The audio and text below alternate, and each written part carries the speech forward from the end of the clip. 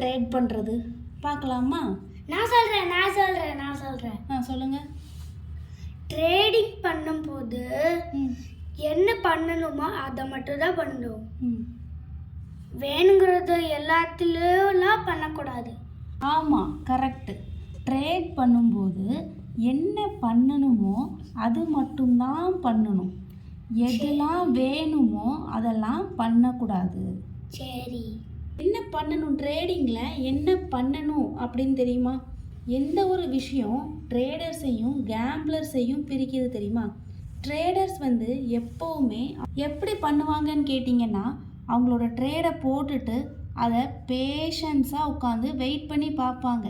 எதுக்கு? அதை டெவலப் ஆகிறதுக்கு. அதுதான் சக்ஸஸ்ஃபுல் ட்ரேடர் ஆகிறதுக்கான வழியும் கூட. அது மட்டும் இல்லை, கன்சிஸ்டண்ட்டாக சாம்பிள்ஸ், அதாவது கன்சிஸ்டண்ட்டாக கரெக்டான சைஸில் ட்ரேட் பண்ணணும்.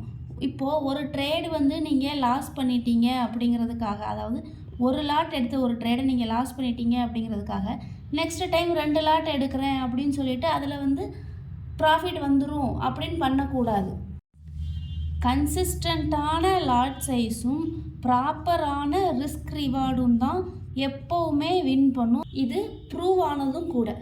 இன்னுமே உங்களுக்கு எப்படி ட்ரேட் பண்ணணும், எப்போ ட்ரேட் பண்ணணும் அப்படின்னு தெரியலை அப்படின்னா இதுதான் கரெக்டான டைம் நீங்கள் ஆக்ஷன் எடுக்கிறதுக்கு. உங்களோட இமோஷன்ஸோ உங்களோட ஃபீலிங்ஸோ இங்கே ட்ரேடிங்கில் இன்டர்ஃபியர் ஆக விடாதீங்க.